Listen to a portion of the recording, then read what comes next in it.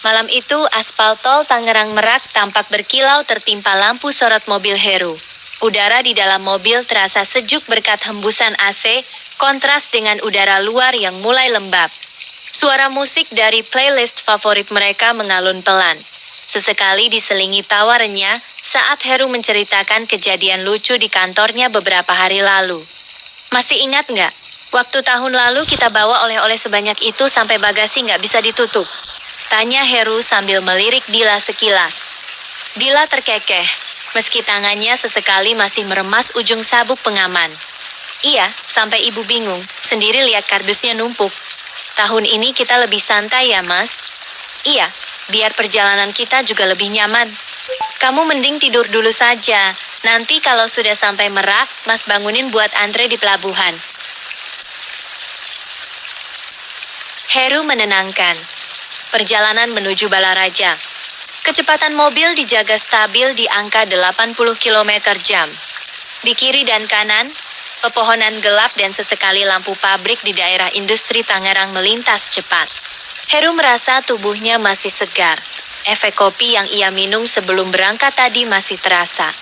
Dila mulai menyandarkan kepalanya ke kaca jendela. Rasa gelisah yang tadi ia rasakan perlahan terkikis oleh obrolan santai suaminya. Ia mulai memperhatikan marka jalan yang berlalu satu persatu. Titik kilometer 43 bukaan diafragma. Tepat jam 21:40 WIB, lampu sorot mobil menangkap papan penunjuk jalan berwarna hijau di sisi kiri. Di sana tertulis angka kecil yang menandakan posisi mereka saat ini. Lokasi, Tol Tangerang Merak. Titik. Kilometer 43 bukaan diafragma. Wilayah Balaraja. Kondisi, lalu lintas lancar cenderung sepi. Heru melambatkan sedikit lajunya karena ada truk besar di jalur kiri yang bergerak agak oleng. Nah, sudah sampai Balaraja kita. Sebentar lagi juga sampai Serang, gumam Heru pelan. Dila hanya mengangguk pelan, matanya mulai berat. Suasana di dalam mobil mendadak menjadi sangat sunyi, hanya ada suara deru mesin dan gesekan ban dengan aspal yang monoton. Di depan mereka, jalanan lurus yang panjang seolah tak berujung, membelah kegelapan malam yang kian pekat. Mobil terus melaju membelah kesunyian malam di ruas tol Tangerang Merak. Dila sudah mulai terlelap. Napasnya teratur mengikuti irama mesin mobil yang stabil. Heru sesekali membetulkan posisi duduknya, memastikan punggungnya tidak kaku untuk perjalanan panjang menuju pelabuhan. Namun, tepat setelah melewati papan penunjuk batas wilayah Balaraja, indera penciuman Heru menangkap sesuatu yang asing. Aroma yang muncul tiba-tiba. Udara di dalam kabin mobil yang semula hanya berbau pengharum jeruk tipis, mendadak berubah. Aroma tanah yang lembab, seperti baru saja diguyur hujan deras, menyeruak masuk ke hidungnya. Baunya begitu pekat dan dingin, seolah tanah itu berada tepat di bawah kursinya. Heru mengernyitkan dahi. Ia memeriksa tombol sirkulasi udara pada dashboard, memastikan mode udara luar tidak aktif. Benar saja, semuanya tertutup rapat. Bahkan kaca jendela pun tidak ada celah sedikit pun. Kok bau tanah ya? Gumam Heru pelan, hampir berbisik agar tidak membangunkan Dila. Ia mengedarkan pandangan keluar jendela, namun aspal di depannya tampak kering kerontang. Tidak ada tanda-tanda hujan baru saja turun di area ini. Gapura hitam di sisi jalan. Beberapa detik kemudian, sorot lampu depan mobilnya mengenai sesuatu yang menjulang di pinggir jalan tol. Di sisi kiri dan kanan jalan, berdiri dua pilar besar menyerupai gapura berwarna hitam pekat. Bentuknya tinggi, tanpa ukiran yang jelas, namun terlihat sangat kontras dengan pencahayaan jalan tol yang minim. Heru sedikit mengurangi kecepatannya. Matanya menyipit mencoba mengenali bangunan tersebut. Ia merasa ada yang janggal, karena seingatnya, jalur tol ini seharusnya bersih dari bangunan semacam itu di bahu jalan. Heru kembali bergumam sambil menoleh sekilas ke arah gapura yang mulai tertinggal di belakang mobilnya. Kok ada gapura di sini? Perasaan dulu nggak ada. Mungkin baru dibangun. Kan terakhir lewat juga sudah setahun yang lalu. Mobil pun terus melaju, meninggalkan bayangan hitam gapura itu yang perlahan menghilang di telan kegelapan malam, sementara aroma tanah basah tadi masih tertinggal samar di hidungnya. Mobil terus melaju tenang hingga papan penunjuk jalan menunjukkan angka kilometer 68 bukaan diafragma serang. Jarum jam di dashboard sudah menunjukkan waktu yang cukup larut. Dan Heru teringat kewajiban yang belum mereka tunaikan sejak berangkat tadi. Ia membelokkan setir perlahan memasuki area parkir rest area. Setelah mendapatkan posisi parkir yang pas, Heru mematikan mesin. Ia menoleh ke samping, menatap istrinya yang masih terlelap. Dengan gerakan lembut, ia mengulurkan tangan dan menepuk bahu Dila pelan. Dila, yuk bangun, kita sholat dulu, bisik Heru lembut.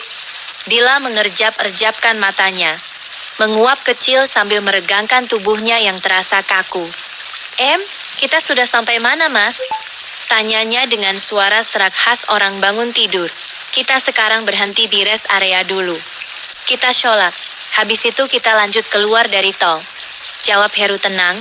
Dila membenarkan posisi kerudungnya yang sedikit berantakan. Iya, Mas. Aku juga sampai lupa kalau kita belum sholat tadi. Kejanggalan di area parkir. Begitu pintu mobil dibuka, hawa dingin yang tidak biasa langsung menyergap kulit. Aroma tanah basah yang tadi sempat tercium di Balaraja kini kembali hadir, bahkan terasa lebih tajam di sini. Saat mereka berjalan menuju bangunan utama, Dila mulai memperhatikan orang-orang di sekitar mereka. Ada beberapa pria yang sedang merokok di dekat pembatas jalan dan sekelompok keluarga yang berjalan menuju toilet. Pakaian mereka tampak normal kaos, kemeja, dan celana jeans, namun ada satu hal yang mengusik pikiran Dila. Wajah mereka semua tampak sangat pucat, hampir tanpa rona kehidupan, dengan tatapan yang lurus ke depan. Dila merapatkan pegangannya pada lengan Heru. Mas, kok orangnya pada pucat ya, Mas? Terus bau ini bau tanah habis hujan, bisiknya cemas. Heru sebenarnya merasakan hal yang sama. Bulu kuduknya sedikit meremang, namun ia berusaha menjaga suaranya tetap stabil agar Dila tidak ketakutan. Mungkin mereka capek perjalanan jauh, Dil. Kamu sendiri juga kelihatan agak pucat karena baru bangun. Jawab Heru santai, mencoba melucu. Terus bau tanah ini. Coba lihat tuh di sana. Ada taman yang mungkin habis disiram petugas. Dila menoleh ke arah taman kecil di sudut area, lalu menggumam sangsi, masa sih? Aroma melati di tempat wudhu. Berusaha mengalihkan perhatian, Heru segera mengajak istrinya menuju area masjid. Namun, begitu mereka melangkah masuk ke lorong menuju tempat wudhu, udara mendadak berubah menjadi harum. Bukan harum sabun atau pembersih lantai, melainkan wangi bunga melati yang sangat menyengat. Seolah bunga itu berada tepat di bawah hidung mereka. Mas, ini bau melati ya? Tanya Dila lagi. Langkahnya sedikit tertahan. Heru menarik napas dalam, lalu mengembuskannya perlahan. Iya, bau orang lewat tadi mungkin. Parfumnya bau melati. Sudah, yuk buruan wudhu. Habis itu kita sholat. Meskipun hatinya mulai bertanya-tanya mengapa wangi itu begitu kuat di tempat terbuka seperti ini, Heru tetap membasuh wajahnya dengan air dingin yang terasa sangat segar. Setelah selesai, mereka berdua berjalan berdampingan menuju bangunan utama masjid yang tampak megah namun sangat sunyi. Langkah kaki mereka menggema pelan saat mulai menaiki anak tangga masjid, menuju ruang utama untuk melaksanakan sholat Isya. Pintu kayu masjid yang berat itu berderit pelan saat Heru mendorongnya. Wangi melati yang tadi sempat tercium di luar kini berganti dengan aroma kayu cendana yang menenangkan. Di dalam ruangan yang luas dan diterangi lampu kuning temaram itu, tampak seorang kakek tua duduk bersila di sajadah imam. Kakek itu mengenakan jubah putih bersih yang tampak bercahaya, lengkap dengan sorban senada yang melilit rapi di kepalanya. Begitu menyadari kehadiran mereka, sang kakek menoleh perlahan. Wajahnya tidak pucat seperti orang-orang di luar tadi. Justru sebaliknya, wajah itu tampak sangat teduh, bersih, dan memancarkan kesejukan yang seketika meruntuhkan rasa gelisah di hati mereka. Assalamualaikum, sapa kakek itu dengan suara lembut namun berwibawa. Heru dan Dila sempat tertegun sejenak, terpaku oleh tatapan mata kakek yang begitu dalam dan tulus. Waalaikumsalam, jawab mereka hampir bersamaan. Kakek itu tersenyum tipis, lalu bertanya dengan nada santun. Apa kalian mau melaksanakan sholat? Iya, Kek, kami mau sholat Isya, jawab Heru sopan. Kakek juga belum sholat. Apa kalian mau sholat berjamaah dengan kakek? Tawar sang kakek. Mendengar itu, Dila membatin dalam hati. Bukannya kakek ini sudah di sini dari tadi? Kok belum sholat juga? Ini kan sudah hampir larut malam. Tidak baik mengulur waktu sholat kecuali memang ada kendala. Tiba-tiba kakek itu menatap lurus ke arah Dila. Seolah bisa membaca setiap baris kata yang melintas di benaknya. Kakek menunggu kalian, nak. Makanya kakek tunda sebentar sholatnya. Mari, kakek yang jadi imam. Dila tersentak. Bulu kuduknya meremang bukan karena takut, melainkan karena takjub dan bingung bagaimana sang kakek bisa menjawab isi hatinya dengan begitu tepat. Heru yang tidak menyadari pergolakan batin istrinya segera mengangguk patuh. Iya, Kek. Silakan, jawab Heru. Mereka pun mengambil posisi. Heru berdiri tepat di belakang kakek, dan Dila berada di barisan makmum wanita yang dibatasi tirai kain tipis. Saat kakek itu mulai mengangkat tangan dan mengucap takbiratul ihram, suasana masjid seolah menjadi sangat hening. Keajaiban itu berlanjut saat sang kakek mulai melantunkan ayat-ayat suci. Suaranya begitu merdu, jernih dan penuh penghayatan. Setiap huruf yang keluar dari lisan sang kakek terasa bergetar memenuhi ruangan, seolah membawa kedamaian yang belum pernah mereka rasakan sebelumnya. Lantunan bacaan sholat yang begitu indah sampai menggetarkan hati mereka berdua. Setelah salam terakhir diucapkan, suasana masjid terasa sangat khusyuk. Kakek itu kemudian menengadahkan tangan, memimpin doa. Namun, alih-alih mendengar kalimat bahasa Arab yang lazim mereka dengar saat pengajian atau sholat berjamaah, kakek itu justru merapalkan doa dalam bahasa Jawa yang sangat halus dan dalam. Bismillahirrohmanirrohim, duh Gusti Allah ya Rob, mugi kersa ngayomi tiang ingkang sami iman dumateng panjenengan. Duh Gusti Allah, menawi panjenengan tansah ngayomi, saben kawula kanthi lantaran. Mugi kawula dedos lantaran pangayoman panjenengan dumateng tiang-tiang punika. Dila, yang sedikit mengerti bahasa Jawa, merasa hatinya bergetar sekaligus bingung. Dalam benaknya ia menerjemahkan doa itu, Ya Allah ya Rob, lindungilah orang-orang yang beriman kepadamu. Jika engkau selalu melindungi setiap hambamu dengan sebuah perantara, maka biarlah hamba menjadi perantara perlindunganmu kepada mereka. Dila bertanya-tanya dalam hati, mengapa kakek ini berdoa dengan kalimat yang seolah-olah menyiratkan akan adanya suatu bahaya yang mengancam mereka, pengantaran menuju parkiran. Setelah mengusap wajah sebagai tanda berakhirnya doa, sang kakek bangkit berdiri dan menatap Heru serta Dila. Apa kalian mau istirahat dulu atau mau melanjutkan perjalanan kalian? Tanya kakek itu tenang. Kami ingin langsung melanjutkan perjalanan saja, Kek, supaya tidak terlalu malam sampai di Merak, jawab Heru sopan. Kalau kalian mau melanjutkan perjalanan, kakek antar kalian sampai ke dalam mobil, tawar sang kakek. Heru merasa sungkan, tidak perlu, Kek, mobil kami cuma dekat di parkiran depan. Namun, kakek itu tersenyum dengan sorot mata yang tak terbantahkan. Tidak apa-apa, nak, kakek ingin mengantar kalian. Akhirnya Heru hanya bisa mengangguk. Ya udah, Kek, terima kasih banyak ya. Saat mereka melangkah keluar dari masjid, sebuah pemandangan ganjil tersaji. Orang-orang berwajah pucat yang tadi memenuhi area rest area kini masih ada di sana, namun tak satu pun dari mereka yang berani mendekat.